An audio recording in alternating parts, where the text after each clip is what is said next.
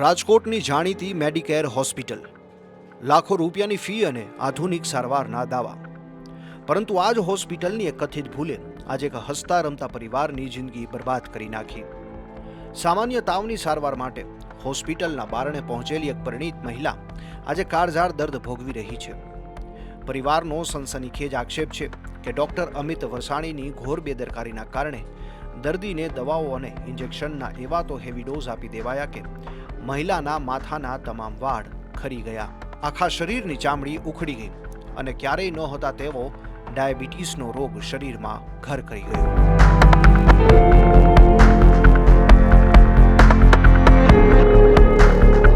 ટાઢા કલેજે Medicare હોસ્પિટલે 25 લાખ રૂપિયાથી વધુનું bill તો વસૂલી લીધું, પણ બદલામાં પરિવારને આપ્યું જીવનભરનું દર્દ.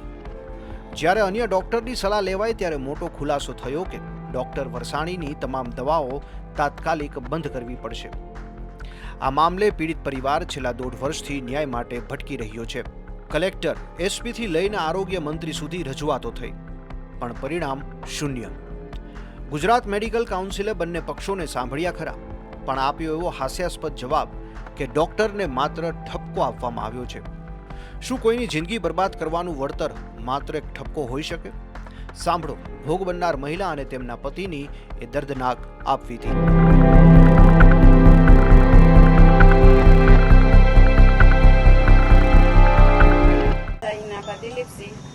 મને તાવ આવવાના કારણે રાજકોટ દાખલ થયા હતા. ડોક્ટરે બોલતું મારે ચામડી વાળ ને બધું વહી ગયું હતું. આ બધી ચામડી વહી ગઈ, વાળ વહી ગયા, નખ વહી ગયા. બસ 2 વર્ષ થયા પણ હજી મેળે આવ્યું નથી. અને ડોક્ટરની દવા બીજા ડોક્ટરની ચાલુ. અત્યારે બસ ચામડી આવે છે અને વાળ થોડા થોડા આવે છે. ઘરે બસ ખાલી તાવ જરા આવ્યો તો એમાં અમે દાખલ થયા હતા અને એમાં બતાવવા ગયા હતા. એટલે હવે થોડું થોડું સારું છે, પણ પેલા હાવ બેચી હતી. કામ વધારે પડી. છોકરા નાના નાના હતા મારા. 2 દીકરીઓ છે, એ મારી છે અને માન બેચી છું આ ડોક્ટરના કારણે. બસ ન્યાય મળે. અમે રાજકોટ મારા વાઈફને તાવ આવવાથી રાજકોટ એક હોસ્પિટલમાં દાખલ થયેલા હતા. ત્યાં ખાલી તાવના કારણે ડૉક્ટરની ભૂલથી મારા વાઈફને આખી ચામડું ઉતરી ગયું આખું. એ હું તમને વિડીયોમાં ફોટાના માધ્યમથી બતાવીશ. 20 નખ વયા ગયા, માથામાં હાવ વાળ વયા ગયા, ટકો થઈ ગયો. અને પછી અમે ત્યાં લગભગ અમને 2.5-3 મહિના દોડાવ્યા. એ દોડતા દોડતા છેલ્લે અમે એક સ્કિનના ડૉક્ટરને ત્યાં લઈ આવ્યા. તો સ્કિનના ડૉક્ટરે આવી એ ડૉક્ટરની બધી દવાઈઓ બંધ કરી દીધી. એ દવાઈઓ બંધ કરી તો અમને પછી 2.5 મહિને ખબર પડી કે આ ડૉક્ટરને કાંઈ ખબર જ નથી પડતી. ખોટી રોજે રોજ ટ્રાય કરીને રોજે રોજ રિપોર્ટ કરતા સાહેબે. એ રિપોર્ટ કરી અને રોજ નવી દવા દે સવારે અને સાંજે આટો મારે, બસ પતી ગયું. પછી સ્કિનના ડૉક્ટર લગભગ 3 મહિને આવ્યા, 2.5 મહિને, અંદાજે 2.5 મહિને આવ્યા છે. પછી આ સાહેબનું એમડી સાહેબનું સ્કિનના ડૉક્ટરે બધું બંધ કરી દીધું. એક ગોળી, એક ઇન્જેક્શન કે એક બાટલો બધું બંધ.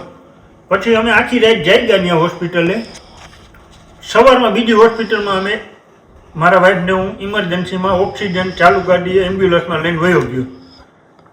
ત્યાં જઈને એ સાહેબે અમને 3-4 દિવસ દાખલ રાખ્યા અને ચોથે દિવસે અમને રજા દઈ દીધી. આ સાહેબે અમને લગભગ 2.5-3 મહિના ધક્કા ખવડાવ્યા.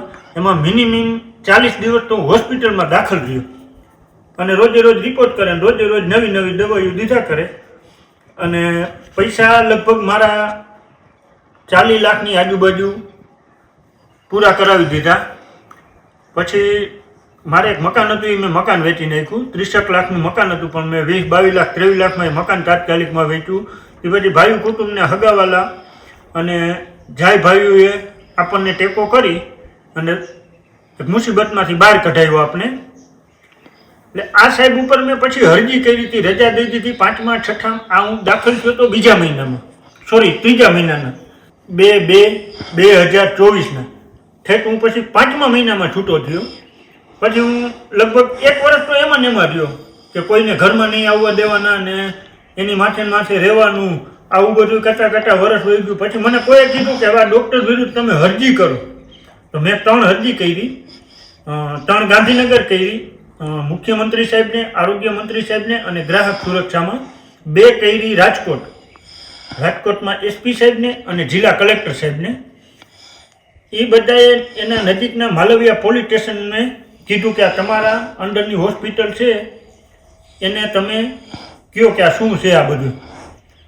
તો એ પોલીસ સ્ટેશનેથી મને ફોન આવ્યો, લગભગ ત્યાં વરસદીનો સમય વહી ગયો છે.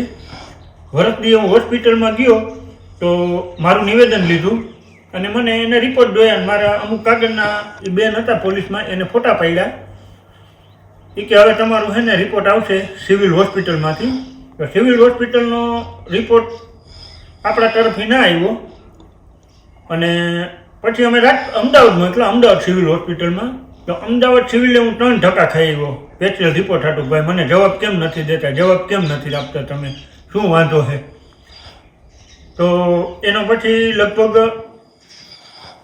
ગયા બીજા મહિનામાં આવ્યો કે પહેલા મહિનાના એન્ડમાં આવ્યો કે ગયા બીજા મહિનામાં 26ની સાલના. તો એમાં એ રિપોર્ટની અંદર એવું લખેલું છે કે આમાં ડૉક્ટરને અમે ખીજાણા, અમે ડારો દીધો, તારે આવું ન કરાય, તને ન ખબર પડતી હોય તો પેશન્ટને રજા દઈ દેવાય, એવું કહીને એને એ ડૉક્ટરને નિર્દોષ જાહેર કરી દીધો.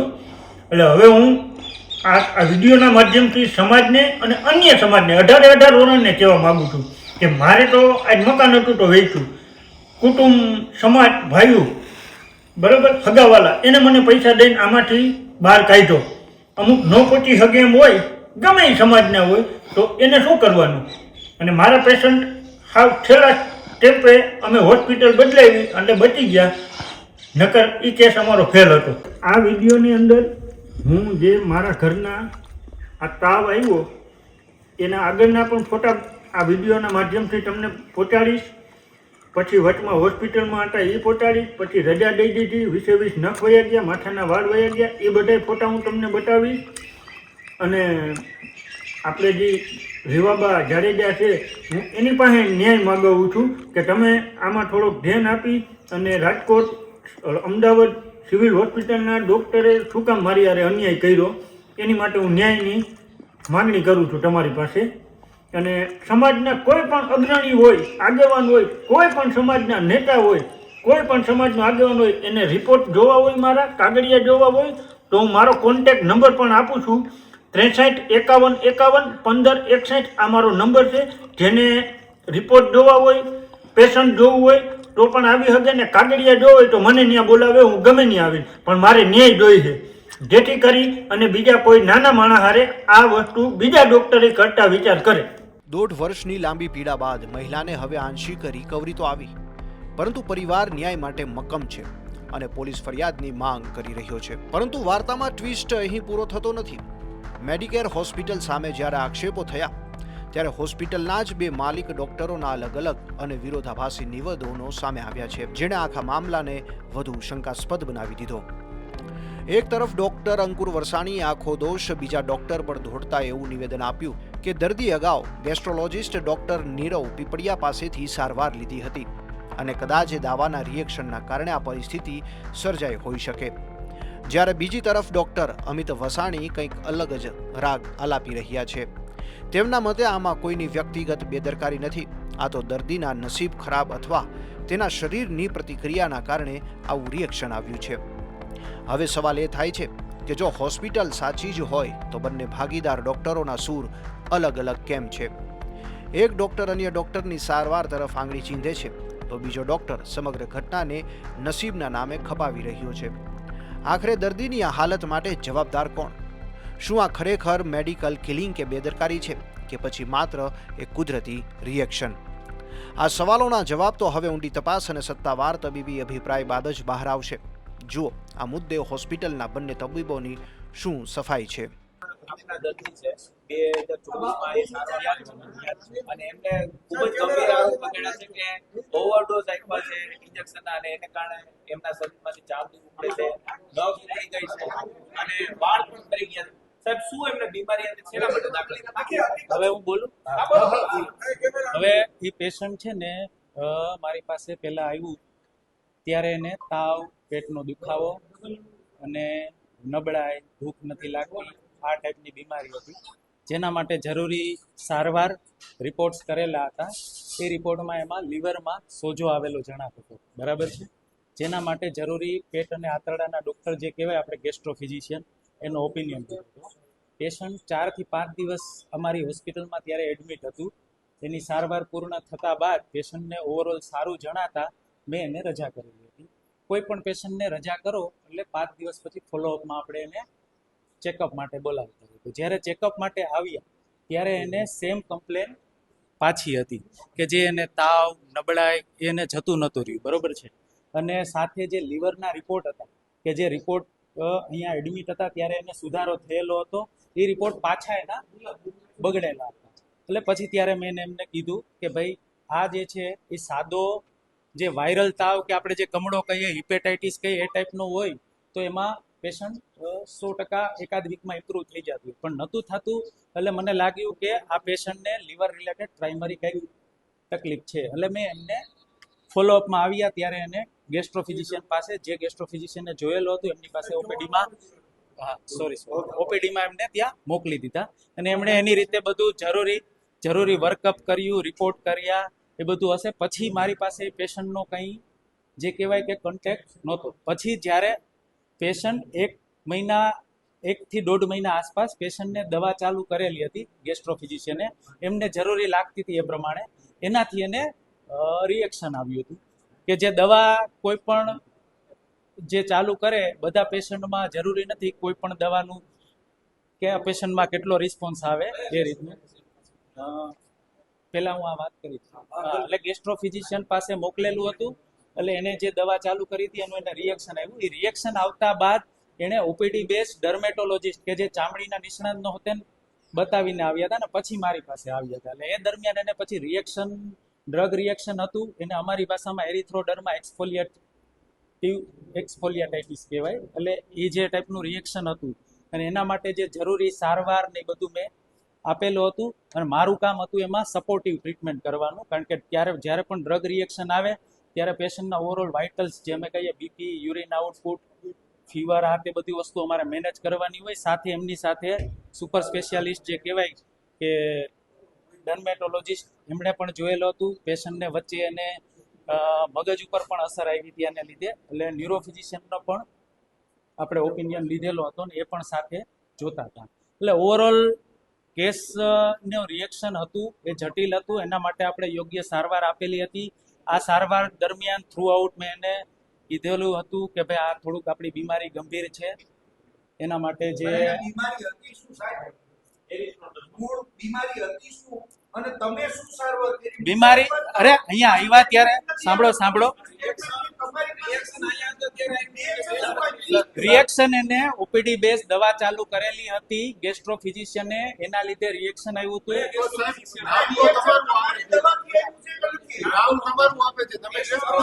સાંભળો હા, ગેસ્ટ્રોફિઝિશિયને આપેલી હતી દવા, ગેસ્ટ્રોફિઝિશિયન ડોક્ટર નીરવ પીપળિયા છે, બરોબર છે. એને છે ને એને છે ને જો એને ડાયગ્નોસિસ કરેલું હતું કે સીરો નેગેટિવ ઓટોઇમ્યુન હિપેટાઇટિસ. એ દરમિયાન એના માટે જે દવા ચાલુ કરી હતી એનાથી એને રિએક્શન આવ્યું હતું અને એ રિએક્શનની સારવાર કરી હતી. એ ગેસ્ટ્રોફિઝિશિયને કરેલું. બિલ એક્ઝેક્ટ મારે જોવું પડે, મને અત્યારે યાદ નથી. ના 100% એટલું બિલ નથી. પરિવારના એવા આરોપ છે કે 2.5 મહિના સુધી મેડિકેર હોસ્પિટલમાં એડમિટ રહ્યા હતા. હકીકત શું છે? કેટલા ટોટલ પેશન્ટ પહેલી વાર 5 દિવસ, પછી વચ્ચે 1.25 મહિના સુધી પેશન્ટ અમારે ત્યાં હતું જ નહીં. પછી પેશન્ટ વચ્ચે 14 દિવસ એડમિટ થયું, એના પછી 1 વીક પછી પાછું અઠવાડિયું એડમિટ થયું. એટલે ઓવરઓલ એને 1.5 મહિનામાં 2 થી 3 વાર એડમિટ થયેલું. અને આ દરમિયાન હા તો એ તો અહીંયા જ થઈ છે. પેશન્ટને દવા ચાલુ કરી હતી ગેસ્ટ્રોફિઝિશિયને, પછી અમારી પાસે આવ્યું ને ત્યારે ઓલરેડી પેશન્ટને રિએક્શન હતું એમ, એની સારવાર અમે કરેલી. એ ગેસ્ટ્રોફિઝિશિયને જે દવા ચાલુ કરેલી હતી એ દવા દર્દી તમારું નામ આપે છે આ સાહેબના પણ હવે જો આ બાબત કાઉન્સિલમાં ફરિયાદ થઈ છે સાહેબ. હા તો મેડિકલ કાઉન્સેલિંગમાં ફરિયાદ કરેલી છે, એને અહીંયા બધી વસ્તુના મેં આન્સર આપેલા છે. જવાબ દેવો પડે ને સાહેબ. સર, આ તમારી પહેલી ફરિયાદ નથી. આ કાને પણ છેલ્લાનો પ્રયાસ આવતો. કાંઈ કરવું હોય તો જવાબ દેવો પડે ને સાહેબ આપણે. ના, એટલે મેં જો આ બધી ફરિયાદના જવાબ આપેલા છે. એટલે તમને એવું કીધું કે તમારી અંદર તમારા જે આ હોય તમારી ડિગ્રી ના, અમારી ડિગ્રી અમે બેઝિકલી અમને એવું કીધેલું હતું કે તમે જે ડિગ્રી જે એમાં એનેસ્થેસિયોલોજીસ્ટ લખાવો ઈ મેં કરાવવાનું કીધું હતું. ઈ તમે બધા ડોક્ટર છે એના સિવાય. બીજા દિવસ બીજી હોસ્પિટલમાં 4 દિવસમાં હાજર જો એને પણ અમારે પહેલી વાત એ કે હોસ્પિટલનું બિલ 25 લાખ થયેલું જ નથી એક એંગલથી, અને એને છેલ્લે ટૂંકમાં હોસ્પિટલનું મેડિકલનું બિલ પણ બાકી રાખી ગયા છે, જે બિલ હાલની તક સુધી એને ભરેલું નથી. બરોબર છે. પણ સાહેબ, દર્દીનું એક દર્દીને જો હું મારું સ્ટેટમેન્ટ આપું છું, દર્દી તમારા ઉપર એવો આરોપ મૂકે છે કે અહીંથી રજા લીધી, અહીંથી એમ્બ્યુલન્સમાં વહી ગયા, પછી બીજી હોસ્પિટલમાં 4 દિવસમાં હાજર થઈ ગયા, અહીંયા 1.5 મહિને તો પેશન્ટ અહીંયા ઓલરેડી રિકવરી ફેઝમાં જ હતું. એવું નથી કે પેશન્ટ સાજું નહોતું. સાહેબ 2 વર્ષમાં પેશન્ટ સાંભળો પેશન્ટ ક્યારે વચ્ચે એને જ્યારે મગજની આંચકી આવી હતી એક 4-5 કલાકમાં 4-5 વાર સાંભળો દવાનું રિએક્શન આવ્યું પછી દવાનું રિએક્શન આવે એના લીધે બધું એને મગજ ઉપર રિએક્શન જે છે શું આખી હકીકત દવાનું રિએક્ટ એને છે ને લીવરના ડોક્ટર જે છે ગેસ્ટ્રોફિઝિશિયન એને sero negative auto immune hepatitis નામની બીમારી ડાયગ્નોઝ કરી હતી, અને એના માટે જે એઝાથેપ્રાઇન નામની દવા ચાલુ કરેલી હતી એના ઇન્ડ્યુસ એને પેશન્ટને ડ્રગ રિએક્શન આવ્યું. હું એમ કહેવા માંગુ છું. એટલે એમાં ડ્રગ રિએક્શન આવી શકે. એટલે ડ્રગ રિએક્શન આવ્યું પછી પેશન્ટ અમારે ત્યાં એડમિટ થયું. બિલ એક્ઝેક્ટ નથી, એના આંકડા મારે જો અંદાજે છે ને જો મારે જોવું પડશે. પહેલી વાર 20-25 હજાર થયું હતું, બીજી વારનું બિલ 1 લાખ આસપાસ થયું હતું, ત્રીજી વારનું બિલ એને ભરેલું નથી, ઇવન મેડિકલનું બિલ પણ ભરેલું નથી. બીજા બધા રિપોર્ટ્સ ના નથી 25 લાખના આરોપ તો એની બધું બિલ બિલ પેશન્ટે 25 લાખ ભરેલું હોય તો એનો રિસિપ્ટ તો હશે ને ત્યાં એની એને પાસે. સાહેબે ત્યાં બધા કાઉન્સેલિંગમાં મને બધું પૂછ્યું હતું, એનો મેં બધું આન્સર આપ્યું. જ્યારે આ ફરિયાદ થઈ એ પછી પેશન્ટના અને એના રિલેટિવ્સે મેડિકલ કાઉન્સિલ, પોલીસ સ્ટેશન, આરોગ્ય શાખા, જિલ્લા પંચાયત આ બધી જગ્યાએ એને કમ્પ્લેન કરેલી હતી, અને બધી જગ્યાએ આ જે જવાબ અમે જેને આપેલો છે, ઇવન પોલીસ સ્ટેશને, આરોગ્ય શાખામાં કે કલેક્ટર ઓફિસ, ઇવન કલેક્ટર કચેરી અને national PMO office, CMO office, આ બધી જગ્યાએથી રૂબરૂ એ લોકોના જે તે માણસો છે એ સાહેબનું ઇન્ટરવ્યુ લઈ ગયા છે. એમને અમે રિટર્નમાં જવાબ આપેલો છે, કાગળિયા પણ એ લોકો સમક્ષ આખી ફાઇલ અને એ લોકોને આપેલી છે, જેના બધા મેડિકલ કાઉન્સિલનો જવાબ તો તમારી પાસે જ છે, જે મીડિયામાં આપ્યો. દર્દી ખોટું બોલે છે ટૂંકમાં.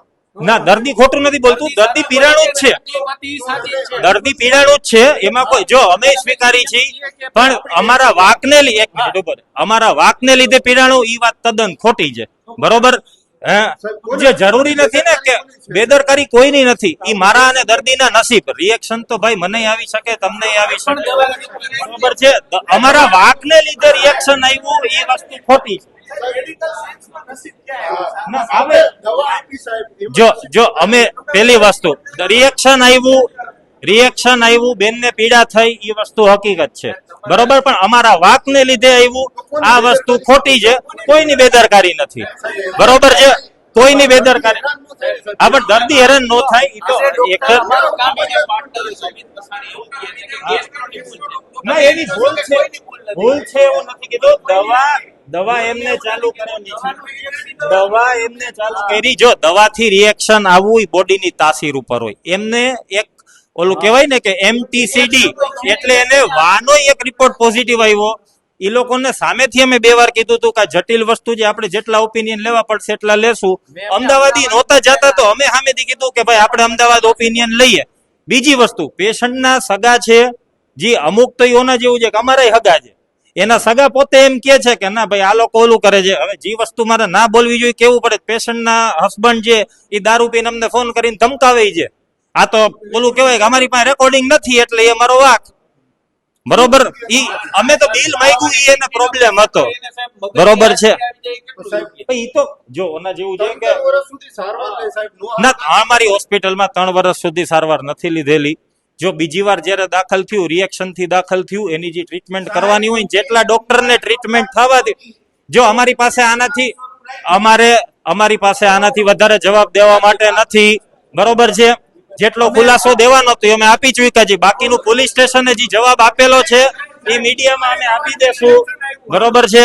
જે બધું ઈ અમે જેટલો જવાબ મેડિકલ કાઉન્સિલને સાંભળો, મેડિકલ કાઉન્સિલને જેટલો જવાબ આપેલો છે, જેટલો જવાબ પોલીસ સ્ટેશને આપેલો છે, એનો કાગળિયો પ્રેસ સમક્ષ પણ અમે રજૂ કરી દેશું. એમાં બધી ડિટેલ્સ છે, બરોબર? એમાં આખી સારવારની બધી જ ડિટેલ્સ છે. ઓકે, હાલો, જય શ્રી કૃષ્ણ. એક તરફ પીડિત પરિવારનો આક્રોશ છે અને બીજી તરફ તબીબોના ગોળ ગોળ જવાબો. ન્યાયની આ લડાઈમાં જીત કોની થશે તે તો સમય જ બતાવશે. રાજકોટથી મિલન ત્રિવેદીનો રિપોર્ટ.